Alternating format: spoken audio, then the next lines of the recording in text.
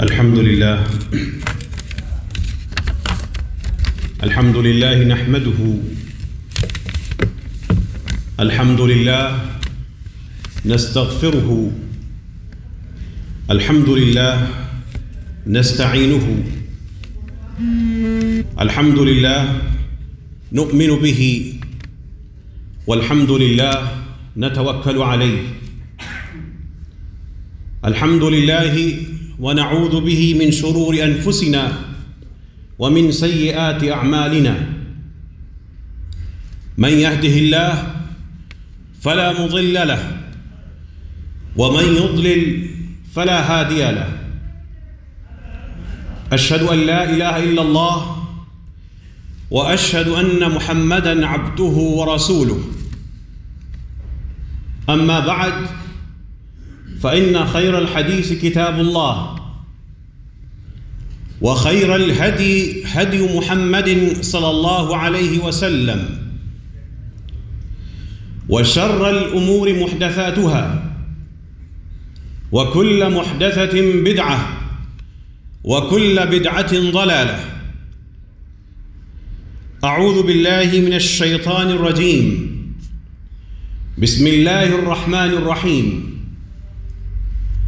وَلَقَدْ أُوحِيَ إِلَيْكَ وَإِلَى الَّذِينَ مِنْ قَبْلِكَ لَئِنْ أَشْرَكْتَ لَيَحْبَطَنَّ عَمَلُكَ لَئِنْ أَشْرَكْتَ لَيَحْبَطَنَّ عَمَلُكَ وَلَتَكُونَنَّ مِنَ الْخَاسِرِينَ. صدق الله العظيم. اللهم صل على محمد وعلى آل محمد كما صليت على إبراهيم وعلى آل إبراهيم إنك حميد مجيد. اللهم بارك على محمد وعلى آل محمد كما باركت على إبراهيم وعلى آل إبراهيم إنك حميد مجيد. اللهم إنا نسألك علما نافعا وعملا متقبلا ورزقا طيبا. اللهم إنا نسألك حبك وحب من يحبك والعمل الذي يبلغنا حبك. اللهم اجعل حبك أحب إلينا من أنفسنا وأموالنا وأهلنا ومن المياه الباردة. دعاؤں کا لطف اور دعاؤں کا کے الفاظ میں جو آپس میں ایک ہم آہنگی ہے، اور اسی حوالے سے گزشتہ خطبات جمعہ میں اور بالخصوص جو نماز سے وابستہ اذکار ہیں، اسی حوالے سے موضوع چل رہا ہے نبی کریم صلی اللہ علیہ وسلم کی سکھائی ہوئی ایک اور دعا، جسے پریشان شخص، کوئی پریشانی ہو، کسی بھی قسم کی ہو، وہ پڑھ سکتا ہے، پڑھنی چاہیے. پڑھے گا تب جب یاد ہوگی، عام حالات میں بھی. لیکن فرض کیجئے آپ پریشان ہیں، آپ کا کوئی ساتھی پریشان ہے، آپ کی اپنی پریشانی ہے یا کسی دوسرے کی پریشانی ہے، اس کے لیے دعا کرنی ہے. اب نبی کریم صلی اللہ علیہ وسلم بطور خاص اللہ کا ذکر تو کرتے تھے، لیکن بطور خاص پریشانی میں کیا لفظ ادا کرتے تھے؟ گھریلو پریشانی ہے، رشتہ داروں کا معاملہ ہے، کوئی مال و تجارت کا مسئلہ ہے، کوئی کسی کے رویے سے، اور کوئی قانونی مسئلہ ہے، کوئی وراثت کے حوالے سے ہے، کوئی اپنے ہی جاننے والوں کے ساتھ کوئی مسئلہ ہو گیا. نبی کریم صلی اللہ علیہ وسلم پریشانی میں بطور خاص 3 جملے بولا کرتے تھے. وہ 3 جملے یاد کر کے پریشان شخص کسی بھی وقت یا نماز میں سلام کہنے سے پہلے، چہرہ پھیرنے سے پہلے وہ الفاظ کہہ سکتا ہے. آسان سے الفاظ ہیں، لا الہ الا اللہ. تینوں جملوں میں یہ 3 الفاظ آئیں گے. ہر جملے کا آغاز ہے لا الہ الا اللہ. لا الہ الا اللہ العظیم الحلیم. کوئی عبادت کے الوہیت کے لائق قابل روادار نہیں ہے الا اللہ، سوائے اللہ تعالیٰ کی ذات کے۔ الحلیم، العظیم الحلیم، جو عظیم ہے، بردبار ہے۔ پھر دوسرا جملہ ہے لا الہ الا اللہ رب العرش العظیم۔ پھر اللہ کی الوہیت کے اقرار کے ساتھ پھر اس کا یہ صرف بیان کرنا کہ عظیم عرش کا رب ہے۔ لا الہ الا اللہ رب السماوات ورب الارض ورب العرش الکریم۔ یہ تین جملے پریشان ہیں، کسی بھی حوالے سے پریشان ہیں۔ لا الہ الا اللہ تو ہر شخص کو یاد ہے، تھوڑی سی ہمت کیجئے، اس دعا کو اپنے سامنے رکھ لیجئے، اپنے موبائل میں ریکارڈ کر لیجئے، 3-4 دفعہ اس کو خود پڑھ لیجئے، یاد ہو جائے گی۔ 3-4 دفعہ سن لیں، آپ کے موبائل میں چیزیں دہرائی جانے کا پورا ہمارے پاس اب یہ نظام ہاتھ میں ہوتا ہے، اس کو اپنے پاس لگا لیں، اپنا کام کرتے رہیں، آپ کو یاد ہو جائے گی۔ کتنے منٹ لگیں گے؟ 1 2 5 7۔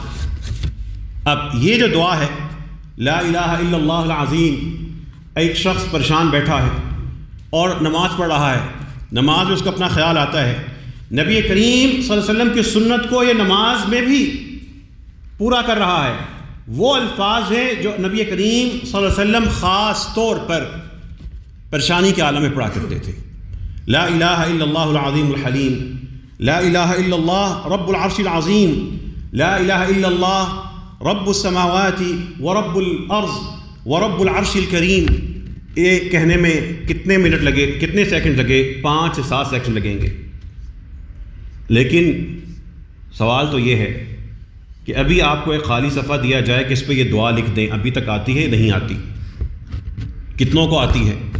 کتنوں نے زندگی میں پڑھی ہے؟ جب پتہ ہی نہیں کہ نبی کریم صلی اللہ علیہ وسلم پریشانی میں کیا پڑھتے تھے، تو پھر پریشان ہو کر جب اس نور کا پتہ نہیں تو پھر ادھر ادھر جا کے ٹھوکریں کھاتے ہیں۔ جب کسی بھی باغ پہ، کسی جگہ پہ محنت کی جائے، وہ جگہ ایک باغ بن جاتا ہے، لیکن اگر جگہ کو خالی چھوڑ دیا جائے وہ جنگل بن جاتا ہے۔ اسی طرح ہمارے ذہن اور ہمارے حافظے، اگر ان میں نبی کریم صلی اللہ علیہ وسلم سے مذکورہ دعائیں موجود نہیں ہیں، ان سے مسنون دعائیں ہمیں یاد نہیں ہیں، ہم کتنے ہی فضائل سنتے رہیں، جب ہم پہ پریشانی آئے گی تو کیا پڑھیں گے؟ کچھ بھی نہیں پڑھیں گے۔ نتیجے میں ادھر ادھر سے جو بھی پتہ لگے گا، یہ کر لو وہ کر لو، پیچھے چل پڑیں گے۔ یہ رویہ آپ کو خاندانوں میں ملے گا، مریضوں کے ساتھ ملے گا، تنگ دستوں میں ملے گا۔ جا کے پوچھے کیا کر رہے ہو، پریشانی ہے، کیا کر رہے ہو؟ فلاں صاحب نے یہ کام بتایا تھا، فلاں نے کہا تھا فلاں چیز کے اتنے دانے لے کے ادھر ڈال دو، یہ ہوگا، فلاں نے کہا تھا فلاں چیز پکڑ کے فلاں جگہ باندھ دو، مسئلہ حل ہو جائے گا۔ اچھا نبی کریم صلی اللہ علیہ وسلم نے کچھ بتایا تھا، وہ یاد ہے؟ جی وہ تو مجھے یاد نہیں۔ وہ کیا بتایا تھا؟ کبھی زندگی میں سوچا ہی نہیں۔ کتابیں ممکن ہے گھروں میں ہوں، پوسٹیں آتی ہوں، موبائل پوری کی پوری PDF سے بھرے ہوں، لیکن وہ ساری کی ساری چیزیں علم کی آسانی ہے۔ یہ بتائیں کہ آپ کی زبان پہ کیا ہے، آپ کے ذہن میں کیا محفوظ ہے۔ نبی کریم صلی اللہ علیہ وسلم کی ایک اور دعا جو پریشان شخص کے لیے ہے، اللہم لا سہل الا ما جعلتہ سہلا۔ اے اللہ، کوئی چیز اس وقت تک آسان ہو ہی نہیں سکتی، اس وقت تک نہیں ہو سکتی کوئی مشکل ختم جب تک آپ نہ چاہیں۔ جب آپ آسان کر دیں تو آسانی ہے۔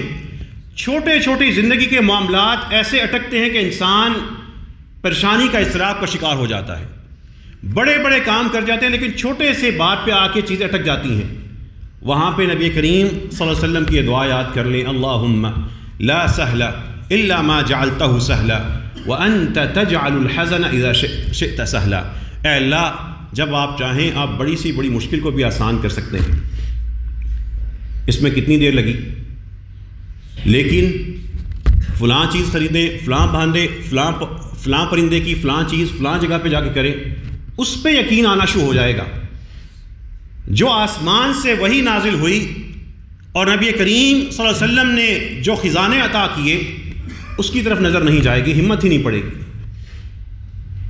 یہ جہالت نہیں تو کم از کم غفلت ضرور ہے، اور ایسی غفلت ہے جو جہالت کا رنگ اختیار کر لیتی ہے۔ جب کوئی بھی پریشانی ہو تو نماز کے بعد بھی پڑھ سکتے ہیں. لیکن جو اصل میں نے آپ کو بار بار بات کہہ رہا ہوں کہ نماز میں آپ کا حصہ، آپ کا کیک، آپ کی باری سلام پھیرنے سے پہلے ہے. یہاں پر جو دعا کر سکتے ہیں دعا کر لیجیے. اب ایک پریشان شخص بیٹھا ہے، وہ دعا کر رہا ہے لا الہ الا اللہ العظیم الحلیم، لا الہ الا اللہ رب العرش العظیم، لا الہ الا اللہ رب السماوات و رب الارض رب العرش الکریم. پھر کہہ رہا ہے اللہم لا سہل الا ما جعلتہ سہلا وتجعل الحزن اذا شئت سہلا. اللہ تعالیٰ اس کی پکار ضرور سن رہے ہیں اور ضرور اس کی پریشانی دور ہوگی. لیکن اگر یہ دعائیں یاد ہی نہیں، بندہ سوچے گا سجدہ ہو گیا، پہلے ہم نے تحیات پڑھ لیا، درود پڑھ لیا، ایک دعا رب اجعلنی، کوئی ایک دعا پڑھ کے سلام پھیرو، نکلتے ہو یہاں سے. جو تمہارا اپنا مسئلہ تھا وہ تو حل نہیں کروا کے گئے، جو تمہارا حصہ تھا وہ تو چھوڑ کے گئے. اگر یہ دعا یاد ہوگی، اگر اس مسجد میں بیٹھے ہوئے کھڑے ہوئے ہر شخص کو یہ دعا ہوگی تو تبھی وہ کرے گا نا، ورنہ تو اسی طرح بس اللہ اکبر السلام علیکم دو چیزیں آئے گی اور درمیان میں کیا کہا کوئی پتہ نہیں. یہ خاص طور پر پھسلتا ہے انسان، وہ نوجوان، وہ بڑے، وہ چھوٹے، غلطیاں ہو جاتی ہیں، آنکھوں سے، کانوں سے، کردار سے اونچ نیچ ہو جاتی ہے. وہ پلٹتا ہے پھر لڑکتا ہے، سنبھلتا ہے پھر پھسلتا ہے، راستے پہ چلتا ہے پھر دائیں بائیں ہو جاتا ہے، پھر کہتا ہے یہ کیا کر لیا، پھر واپس آتا ہے. اب ایسا ہی شخص بیٹھا ہوا ہے، اتحیات بیٹھا ہے، دعا کر رہا ہے. تصور کیجیے آپ دعا کر رہے ہیں، سرگوشی اللہ تعالیٰ سے کر رہے ہیں، اللہم اے اللہ آتی نفسی تقواہا، میری اس جان کو اس کا تقوی عطا کر دیجیے. اللہم آتی نفسی تقواہا، اے اللہ میری اس جان کو اس کا تقوی عطا کر دیجیے. وزکیہا، آپ ہی اس کو پاک کر دیں، میں تو سنبھالتا ہوں پھسل جاتا ہوں. وزکیہا، اس کا تزکیہ آپ کر دیں. انت خیر من زکاہا، آپ ہی سب سے بہترین پاک کرنے والے ہیں. انت ولیہا، یہ جان جو میرے اندر ہے آپ ہی اس کے کارساز ہیں. وانت مولاہا، اور آپ ہی کے سپرد یہ جان ہے، آپ ہی نے اسی کو سنبھالا ہوا ہے، آپ ہی کے ذمے اس کے سارے معاملات ہیں. اللہم آتی نفسی تقواہا وزکیہا فانت خیر من زکاہا انت ولیہا و مولاہا. وہ شخص بیٹھا ہے، اس کو یاد آ رہا ہے جوانی میں یہ مسئلے ہوئے، میں نے یہ گناہ کیے، میں نے مال کے ساتھ یہ مسئلہ کیا، فلاں جگہ پہ پھسل گیا، رشتہ داروں کے ساتھ یہ زیادتی کی، دفتر میں نے یہ کیا تھا، چلتے ہوئے یہ کیا تھا، گلی میں یہ کیا تھا. پھر دعا کر رہا ہے اللہم آتی نفسی تقواہا وزکیہا فانت خیر من زکاہا انت ولیہا و مولاہا. وہ مسلسل یہ دعا پڑھ رہا ہے، ایک دفعہ، دو دفعہ، تین دفعہ. اس کو پتہ ہے کہ میری دعائیں سنی جا رہی ہیں. اللہم آتی نفسی تقواہا، سوچتا ہے مسجد سے نکلتا ہوں پھر لڑ جاتا ہوں، 4 دن اثر رہتا ہے پھر نمازیں چھوڑ دیتا ہوں، 3 دن نیکی کی چلتا ہوں، چوتھے دن پھر کہیں اور پہنچ جاتا ہوں. وہ بیٹھے، وہ دعا کرے، سجدے میں یہ دعا کرے، سلام سے پہلے کرے، چلتے پھرتے کرے.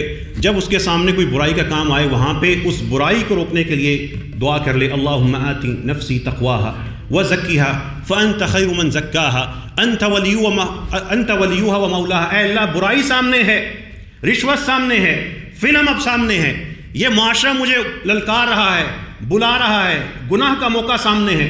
وہاں پہ دعا کر لے اللہم آتی نفسی تقواہا. صرف مسجد میں نہیں، نماز میں نہیں، گناہ کے سامنے ڈٹ کے وہاں پہ کہے اللہم آتی نفسی تقواہا وزکیہا فانت خیر من زکاہا انت ولیہا و مولاہا. اے اللہ سنبھال لے میری اس جان کو، میں پھر ادھر ادھر ہو جاتا ہوں، ان کو پاک کر دیں. انت ولیہا و مولاہا، سپردی آپ کی ہے، آپ ہی کے ذمے ہے، ذمہ دار آپ ہے اس کے. اب یہ دعا یاد ہوگی، اس کا مطلب پتہ ہوگا تو کیفیت طاری ہوگی نا.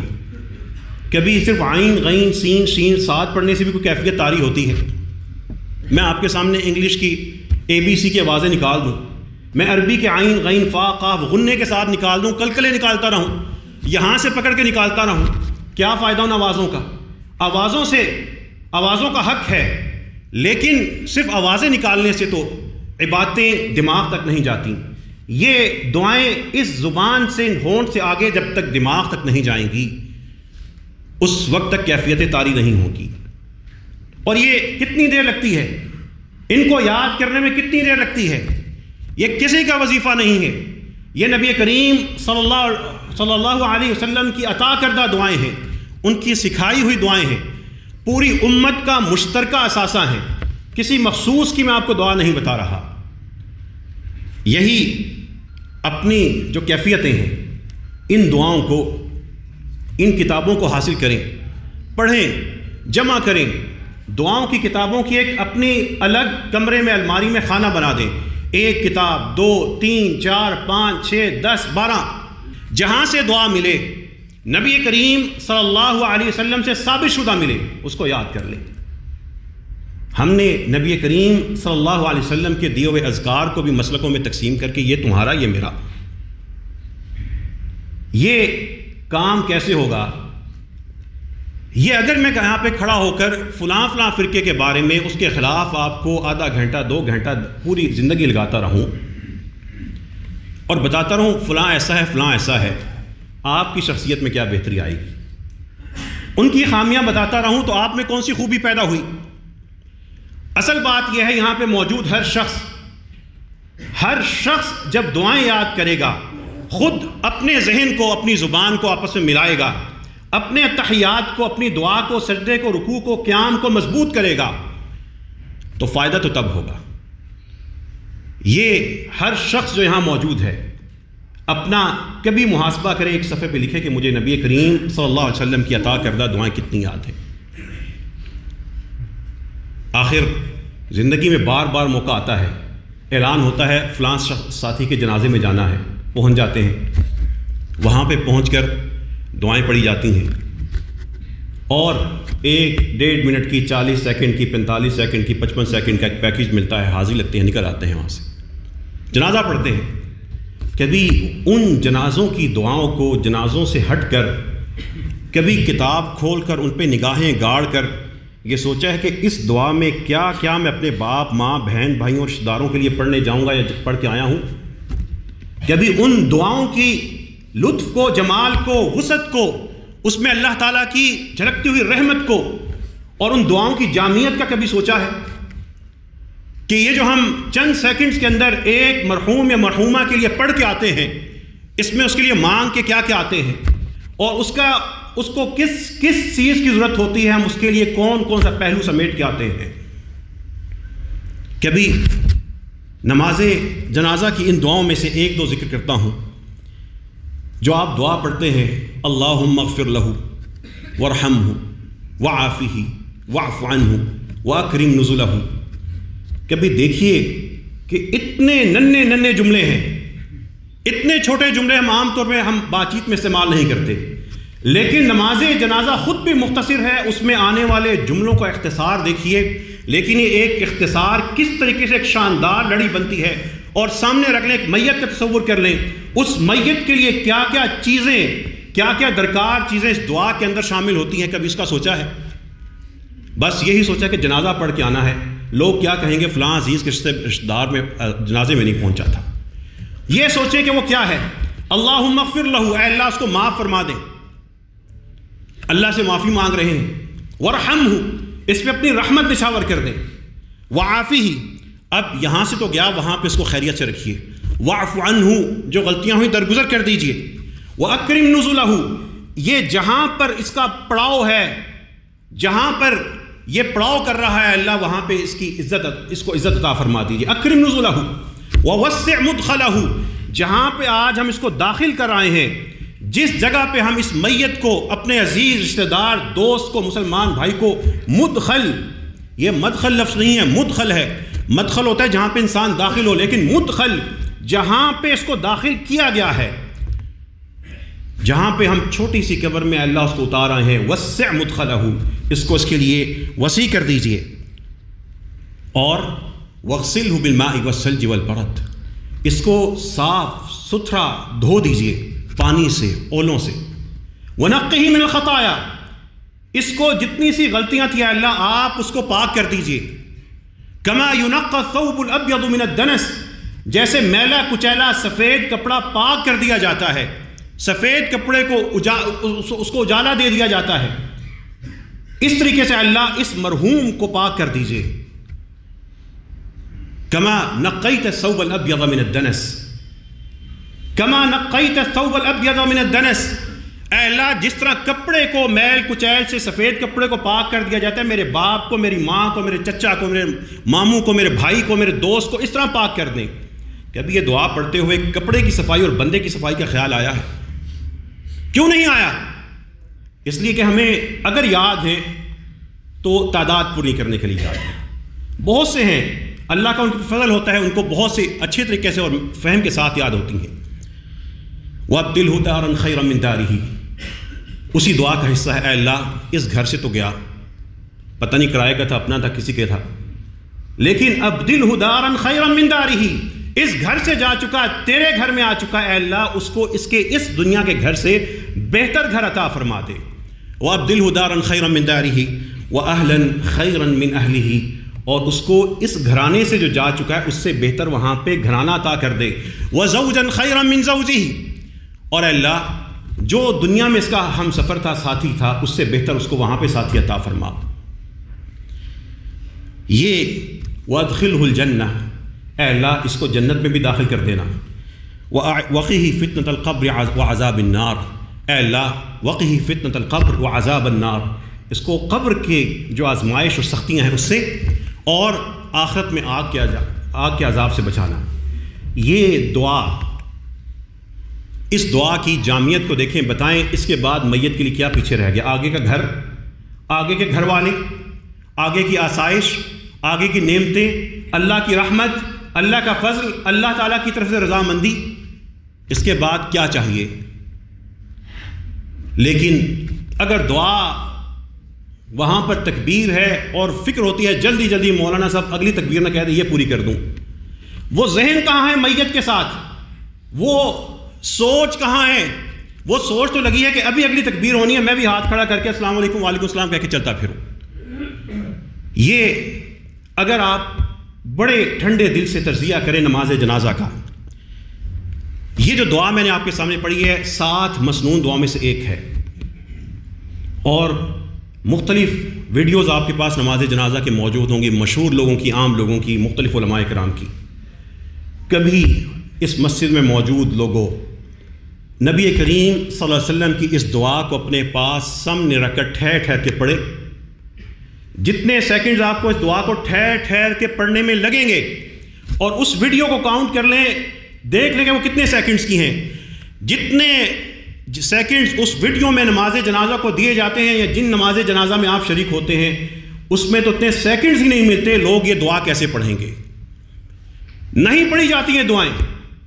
یہ دعائیں امام بھی اور مقتدی حضرات بھی، اللہ جانتا ہے کیا وجہ ہے، لیکن میت کے لیے جو ہمارا آخری تحفہ ہے، دعائیں تو ساری عمر ہیں، لیکن اس دنیا میں اس کی موجودگی کے وقت یہ دعا ہے. اللہم اغفر لہ وارحمہ وعافہ واعف عنہ واکرم نزلہ ووسع مدخلہ واغسلہ بالماء والثلج والبرد ونقہ من الخطایا.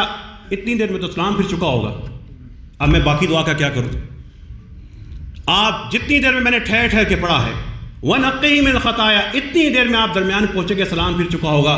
تو بتاؤ ہمیشہ خطبہ جمعہ سننے والوں، جنازوں کی دعاؤں کے حوالے سے کیا پروگرام ہے؟ کیا کرو گے؟ وہاں پہ آپ کا عزیز ہے، بھائی ہے، دوست ہے، بیٹا ہے، چچا ہے، ماموں ہے، کوئی بھی ہے، اس کا حق کیوں کھا کے آ گئے؟ اول تو پڑھی تو تعداد پوری کرنے کے لیے اللہم اغفر لہ وارحمہ وعافہ، کیوں؟ ڈر ہے کہ جنازہ ختم ہو جائے گا. اور اگر ٹھہر ٹھہر کے پڑھی تو مولانا صاحب ختم ہو جائیں گے. یہ المیہ اور پھر سارے خاموش ہیں. اگر میت کو تھوڑا سا کفن پہ کچھ چیز لگ جائے، کچھ بھی لگ جائے، شور مچا دیتے ہیں، اس سے کچھ بھی نہیں ہوتا. لیکن دعا جو سب سے بڑا حق تھا وہ تو پوری پڑھ کے نہیں ہے، سارے خاموش ہیں اور سارے ہی جلدی میں نکلنے کے چکر میں ہیں. یہ ہمارا رویہ ہے. یہ اس لیے کہ دعائیں زبان سے آگے نہیں جا رہی. نبی کریم صلی اللہ علیہ وسلم کی جنازے کی ایک اور دعاؤں کی خوبصورتی دیکھیے. جنازہ پڑھا جا رہا ہے، اللہم عبدک، اے اللہ تیرا بندہ، وابن امتک، تیری لونڈی کا، تیری ایک بندی کا بیٹا، وابن امتک احتاج الی رحمتک، آج تیری رحمت کا محتاج ہوا ہے. وَأَنْتَ غَنِيٌّ عَنْ عَذَابِهِ، اے اللہ آپ اس کو عذاب دینے سے بالکل بے نیاز ہیں، آپ کی شان کوئی نہیں بڑھے گی اس کو عذاب دینے سے. اِن كَانَ مُحْسِنًا، اے اللہ اگر یہ شخص اچھا تھا، فَزِدْ فِي إِحْسَانِهِ، اس کے احسان نیکیوں میں اضافہ کر دے. وَإِن كَانَ مُسِيئًا، اگر یہ خطا کار گناہ گار یہاں پہ آج پہنچ چکا ہے، فَتَجَاوَزْ عَنْهُ، اے اللہ اس کو معاف فرما دے. دعا کی جامعیت دیکھیں، نیک ہے تو اللہ نیکی اضافہ کر دے، برا ہے تو معاف کر دینا. لیکن بندہ تیرا ہے، تیری ایک بندی کا بیٹا ہے، بندی کا یہاں پہ کیوں حوالہ دیا؟ ماں کا حوالہ کیوں دیا؟ ماں کمزوری، ماں شفقت اور محبت کا زیادہ آگے ہے باپ سے. اے اللہ تیری ایک بنائی ہوئی لونڈی کا بیٹا یہاں پہ آیا ہے. ان دعاؤں کو کبھی آنکھوں کے سامنے رکھ کے سوچیں تو صحیح، نبی کریم صلی اللہ علیہ وسلم یہ دعائیں کیوں ہمیں عطا کر کے گئے اللہ تعالیٰ کے حکم سے. اور پھر جتنے آج تک جنازے پڑے ہیں، اگر تو تعداد پوری کر کے آئے ہیں تو اللہ تعالیٰ سے توبہ استغفار کیجیے. اور ان دعاؤں کو حق یہ ہے کہ آپ سلام پھیرنے سے پہلے صبح و شام کتنے تحیات ملتے ہیں، ان جنازے کے دعاؤں کو بھی سلام پھیرنے سے پہلے پڑھیں، اپنے والد کے لیے، دادا کے لیے، ماں کے لیے، دادی کے لیے، پھپھی کے لیے، مرحومین کے لیے، دوستوں کے لیے، جتنے ذہن میں آتے ہیں مرحومین سب کے لیے، اور پڑھتے چلے جائیں. نبی کریم صلی اللہ علیہ وسلم کی ان دعاؤں کے حوالے سے ہی گفتگو چلتی رہے گی. لیکن یہاں پر خطبہ ختم کرنے سے پہلے ہر شخص جو موجود ہے اپنے اپنے مزاج، اپنے اپنے حالات، اپنی اپنی جماعت اور مسلک کے مطابق صرف ایک کام کر دے. مسلک نہ بدلیں، اپنے آپ کو بدلیں. کہ دعاؤں کو صرف رٹا مار کے یاد کر لیں، لیکن رٹا مار کے اپنا کام نہ چلائیں. کچھ لوگ یاد کرنے کی حد تک رٹا ٹھیک ہے، لیکن رٹے کے بعد آپ کو اس کا مفہوم پتہ ہونا چاہیے. سب سے پہلے اپنا آپ ٹھیک کریں. آپ اپنے آپ کو جب تک ٹھیک نہیں کریں گے کبھی بھی آپ کو صحیح اور غلط کا پتہ نہیں لگے گا. دوسرا کام یہ کیجئے کہ جب کبھی گھر میں دائیں بائیں کہیں پر کوئی وفات ہو جائے تو اس وقت امام سے یہ درخواست کیجئے کہ اے امام صاحب، جب آپ تیسری تکبیر کہیں گے اس کے بعد آپ نے دعاؤں کے لیے زیادہ وقت دینا ہے. دعاؤں کے لیے زیادہ وقت دینا ہے. ہمارے مرحومین کے لیے جو تیسری تکبیر کے بعد ہم خاندان والے ان کے لیے زیادہ دعا کرنا چاہتے ہیں، صرف ایک دعا پڑھ کے ہمارے بندے کو فارغ نہ کر دیجیے. یہ اگر آپ نہیں کریں گے تو یاد رکھیے گا کہ یہ خاندانوں کے المی ہیں. جنازہ آیا ہوتا ہے، لوگ ڈر کے خاموش کھڑے ہوتے ہیں، پتہ نہیں امام صاحب کو تھوڑا سا ناراض کر دیا تو کیا قبولیت نہیں ملے گی. اپنے حق کو پہچانیے. یہ ہم بتانے والوں پہ فرض ہے. اگر ہم نہیں کرتے گناہ گار ہیں، اور اگر آپ لوگ سننے کے باوجود اس پہ عمل نہیں کرتے تو پھر ذمہ داری آپ پہ ہے. اور یہ کوئی توہین تو نہیں، یہ آپ کا حق ہے.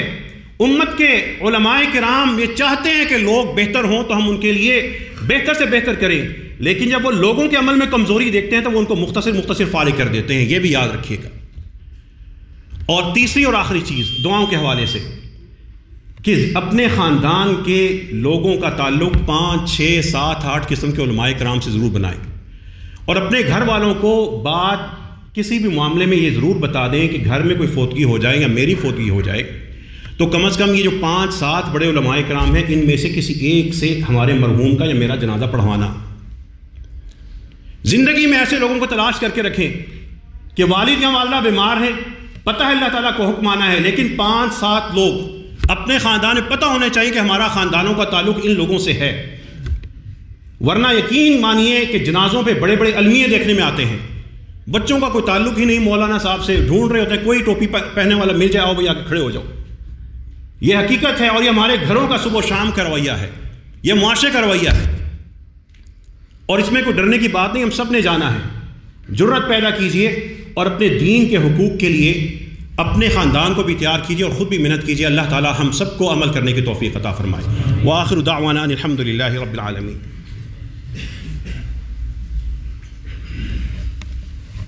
الحمد للہ رب العالمین والصلاة والسلام علی محمد سید الرسل وخاتم الانبیاء والمرسلین وعلی اصحابہ وآلہ ومن تبعه بإحسان وإخلاص إلى يوم الدين وبعد۔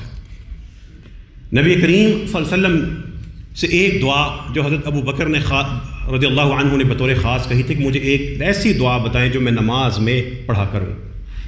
بتائیے وہ کون سی دعا تھی؟ بطور خاص نماز میں میں دعا پڑھوں۔ نبی کریم صلی اللہ علیہ وسلم نے ایک دعا ان کو یاد کروائی تھی، اللہم انی ظلمت نفسی ظلما کثیرا، اے اللہ میں نے اپنے اس جان پر بہت سے ظلم کیے ہیں، انی ظلمت نفسی ظلما کثیرا ولا یغفر الذنوب الا انت، اے اللہ گناہوں کو آپ کے سوا کوئی معاف نہیں کر سکتا، فاغفر لی، اے اللہ مجھے معاف کر دیجئے، مغفرۃ من عندک، صرف معاف نہ کر دیجئے بلکہ اپنی طرف سے ایک زبردست مغفرت عطا کر کے مجھے معاف کر دیجئے، انک انت الغفور الرحیم، اے اللہ آپ ہی معاف کرنے والے رحم کرنے والے ہیں۔ یہ سلام سے پہلے بطور خاص نبی کریم صلی اللہ علیہ وسلم کی سکھائی ہوئی دعا ہے۔ دعاؤں ہی کے حوالے سے اگلے خطبات جمعہ میں بات چلے گی، لیکن پھر آنے والوں سے، بیٹھے رہنے والوں سے یہ سوال ہے کہ بتائیے ان میں سے کتنی دعائیں آتی ہیں، کتنی دعائیں یاد ہیں، کتنی دعائیں ذہن پہ بھی ہیں، زبان پہ بھی ہیں۔ خود محنت کیجئے اور اپنے گھروں میں ایسا مواد جمع کیجیے، دعا کیجیے کہ اللہ تعالیٰ اپنے فضل سے، اپنی رحمت سے ہم سب کو دین کا صحیح فہم اور اس پہ عمل کرنے کی توفیق عطا فرمائے۔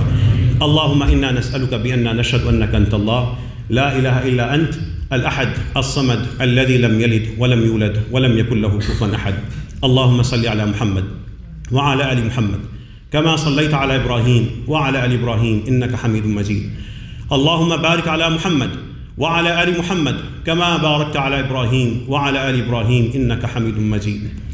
اللهم اغفر لنا ذنوبنا كلها دقها وجلها وأولها وآخرها وعلانيتها وسرها۔ اے اللہ ہم سب لوگوں کے تمام صغیرہ اور کبیرہ گناہ معاف فرما دے۔ اے اللہ ہم سب کو سچی توبہ کرنے کی توفیق عطا فرما۔ اے اللہ ہم سب کو دین کا علم حاصل کرنے کے لیے محنت کرنے کی توفیق عطا فرما۔ اے اللہ جو دعائیں ہم پڑھتے ہیں، اے اللہ ہمیں شعور کے ساتھ، اخلاص کے ساتھ اور خشوع کے ساتھ پڑھنے کی توفیق عطا فرما۔ اے اللہ ہمارے جو ساتھی بیمار ہیں، جو بھی لوگ بیمار ہیں، اللہ ان سب کو شفا عطا فرما۔ اے اللہ ہمارے ساتھی مسنصر صاحب اور ان کا خاندان کرونا کی آزمائش میں ہیں، تکلیف میں، اے اللہ ہمارے اس بھائی کو بطور خاص شفا عطا فرما۔ اے اللہ جو تکلیف میں ہیں، کسی پریشانی میں ہیں، اے اللہ اپنے فضل سے، اپنی رحمت سے تمام چھوٹی اور بڑی تکلیفوں کو دور فرما دے۔ اے اللہ جو فوت ہو چکے ہیں، جن کو ہم دفنا چکے ہیں، تیرے پاس چھوڑ آئے ہیں، اے اللہ ان کے درجات کو بلند فرما دے۔ اے اللہ ان سے راضی ہو جا۔ اے اللہ اگر وہ نیک تھے تو ان کی نیکی میں اضافہ فرما دے۔